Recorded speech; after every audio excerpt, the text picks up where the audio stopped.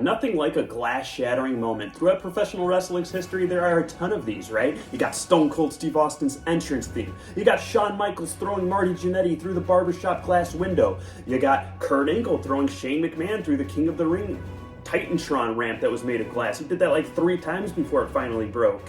And now you can add one more glass-shattering moment that will live on in infamy. I'm talking Darby Allin diving through the glass plate at AEW Revolution in Sting's final match. What a hell of a send-off. I think that was a terrific way to go for Sting. It was nice to have his sons there, although I think they may have overstayed their welcome just a tad.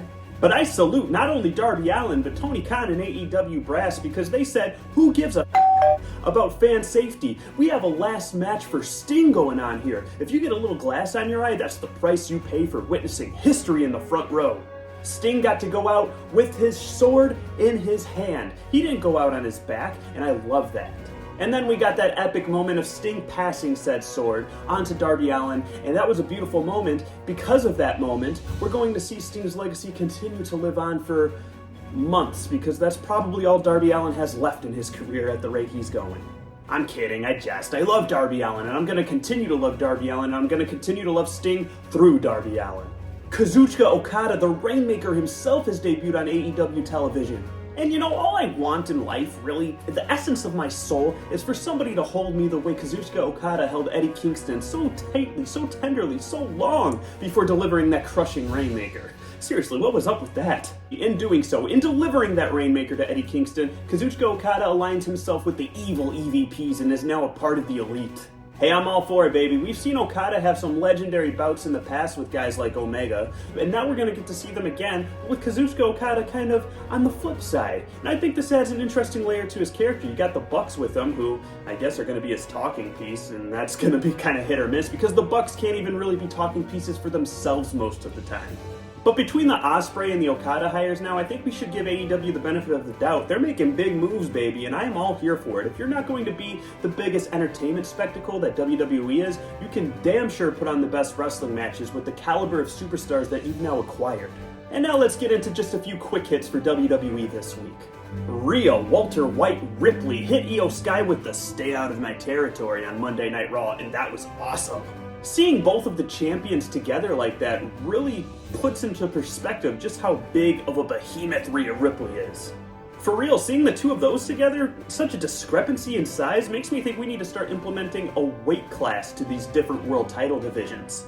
The only problem with that is they don't announce weights for women when they're coming down to the ring. In kayfabe, it's a mystery. You look up everybody's weight on WWE.com and you're just going to see 3 question marks. For all we know, Iyo Sky weighs significantly more than Rhea Ripley. You can't prove me wrong because there's no proof. Shout out to Michael Cole because he got to finish his story before Cody Rhodes. You gotta think, maybe Cody doesn't want the world title that badly, because if he wanted the world title half as bad as Michael Cole has, his story would have progressed at a rate that would have him have the title many times over by now, you would think.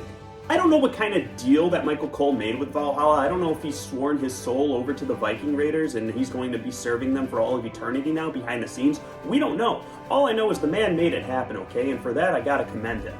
Logan Paul unveiled his new Prime logo that's set to be in the center of WWE rings at all PLEs in the future. All I'm gonna say about that is the man is damn lucky that he didn't unveil that logo in the middle of the ring on Monday Night Raw, because Gunther would have slapped the electrolytes off of his chest if he saw what he did to his sacred mat. Personally, I don't care, but a lot of people are complaining about the advertisements on the ring mat. Let me ask you this, guys. Would you rather just have a few logos on the ring mat? Or would you rather have multiple segments throughout the show, the commentators eating Pizza Hut, having little Mountain Dew bottles on their table, having a freaking Mountain Dew Lights Out match? Rest in peace, Bray Wyatt, no disrespect. Given the choice between the two, just put some logos on the mat and be done with it. Then we don't need to be shilling these products. They're just on the mat. Let them stay there. You will learn to ignore them over time. Trust me, this is coming from a UFC longtime fan. For your main event minute, this is Joe Moss signing off. Until next time, guys, take care.